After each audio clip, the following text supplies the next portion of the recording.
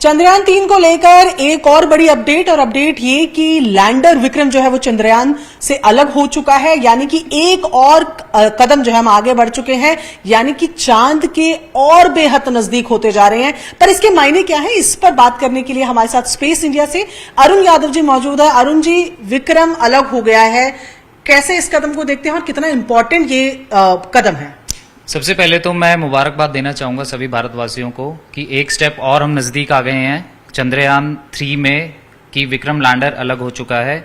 यहाँ तक हम पहुंचे कैसे हैं और आगे इसके क्या मायने हैं, ये सारी चीजें समझने से पहले हम ये देख लेते हैं एक वीडियो के माध्यम से कि ये जर्नी कैसी रही है और हम यहाँ तक कैसे आए हैं, तो शायद हम बेहतर समझ पाएंगे। लगी हुई है तो इसमें हमें अरुण समझाएंगे कि किस तरीके से ये हुआ है। ये फिलहाल ये मुझे चांद की सतह दिख रही है शायद। बिल्कुल, हाँ। ये चांद की सतह है। हाँ। और ये जैसा कि आप देख सकते हैं, ये चंद्रयान 3 जो अभी तक का स्टेज, अभी जो वहां पे पहुंचा है वहां तक की स्टेज है। विक्रम लैंडर यहाँ से कैसे अलग होगा, ठीक है, कैसे अलग हुआ है एक्चुअली, और कैसे आगे चल के प्रज्ञान रोवर जो है उसमें से निकलेगा।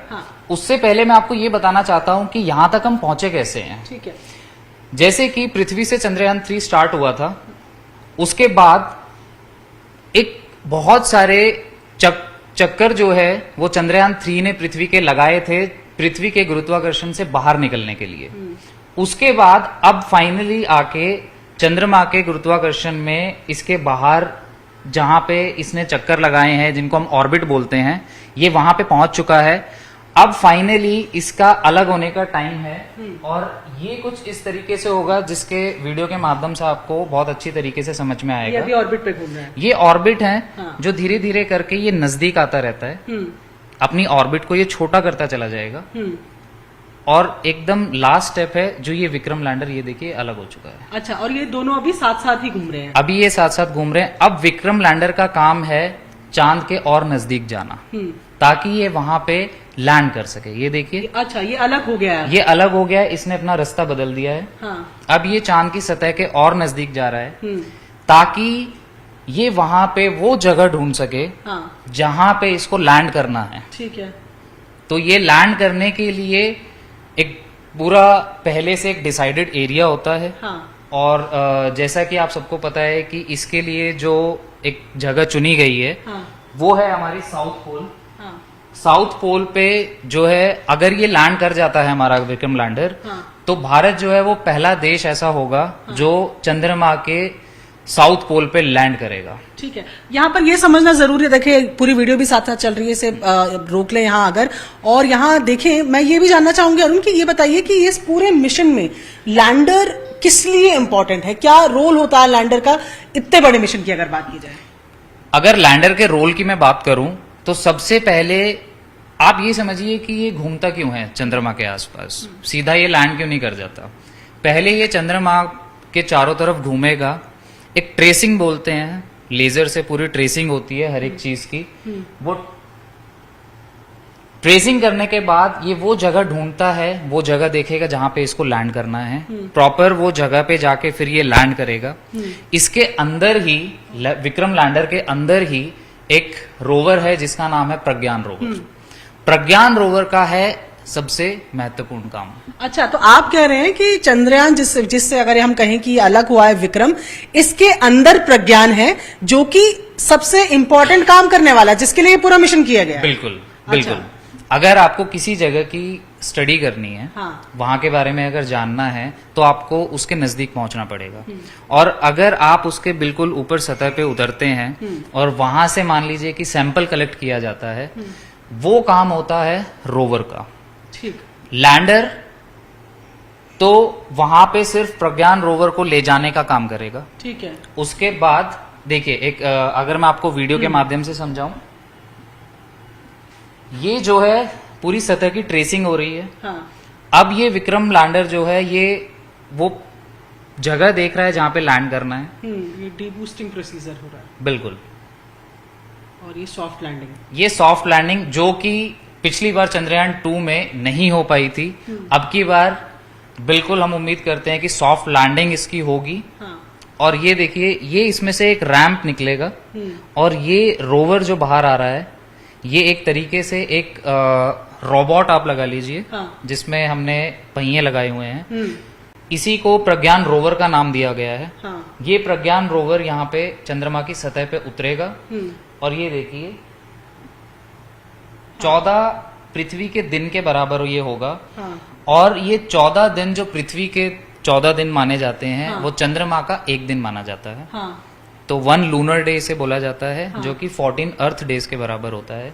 इतने समय तक ये वहां पे रहेगा। हाँ। वहां पे जो इसको सैंपल कलेक्ट करने हैं वो करेगा, हाँ। स्टडी करेगा, हाँ।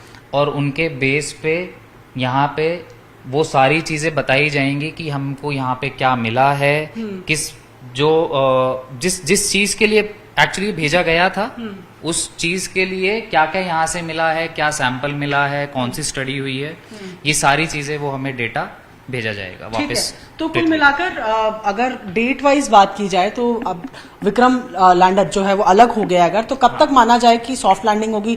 23 तारीख का है? 23 से 24 अगस्त जो है इसके लिए एक निर्धारित समय है। तो 23 से 24 अगस्त में आप ये मान के चलिए कि किसी भी टाइम ये लैंडिंग जो है वो हो सकती है।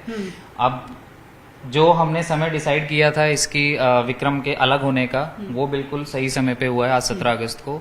अब चंद्रमा की सतह के ये चक्कर लगाएगा, देखेगा कहाँ पे लैंड करना है, बस फिर डन वहां अच्छा, पे। ये बताइए कोई किसी तरीके की कॉम्प्लिकेशंस होने की उम्मीद है? क्योंकि साउथ पोल है, कोई पहले कोई और ऐसा कोई वहां पर पहुंचा नहीं है, तो वो भी कहीं डर है कि लग रहा है कि सब स्मूथली हो जाएगा?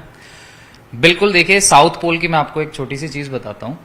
साउथ पोल कोई ऐसी अलग जगह नहीं है कि वहां पे कुछ ऐसा अलग है जो नॉर्थ पोल से हमें अलग करता है। नहीं, नॉर्थ पोल और साउथ पोल की जब स्टडी की गई थी तो दोनों जगह की सतह में कोई खास फर्क नहीं है। फर्क सिर्फ यही है कि आज तक साउथ पोल पे कोई लैंड कर ही नहीं पाया है, लेकिन उसका मतलब ये नहीं है कि कोई कर नहीं सकता। साउथ पोल पे लैंडिंग की जो प्रयास किए गए थे वो बहुत कम हुए हैं। नॉर्थ पोल पे लैंडिंग ज्यादा हुई है। साउथ पोल पे अगर लैंड कर जाते हैं तो बिल्कुल भारत पहला देश बन जाएगा। वहां पे भी एक जिसको आप बोलते हैं, एक हिंदी अगर सरल भाषा में बोलूं तो चांद पे बहुत गड्ढे हैं। वो गड्ढे जो हैं उसको क्रेटर बोला जाता है। उनमें से एक क्रेटर है एटकिन बेसिन।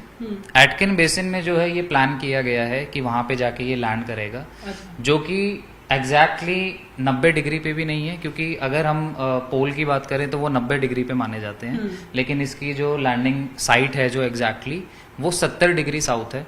70 डिग्री साउथ पे अगर ये लैंड कर जाता है तो बिल्कुल एक ये बहुत बड़ा अचीवमेंट होगा। और दूसरी चीज कि वो एरिया जो है वो एक तरीके से अनएक्सप्लोर्ड है। वहां पे अभी कुछ भी स्टडी कर नहीं पाया है कोई, तो वहां से हमें क्या मिलता है नया, वो खुद में एक रहस्य है। तो पूरी उम्मीद है हमें कि ये सॉफ्ट लैंडिंग की जब हम बात करते हैं कि सॉफ्ट लैंडिंग हो, इससे मतलब है कि सेफली लैंडिंग हो?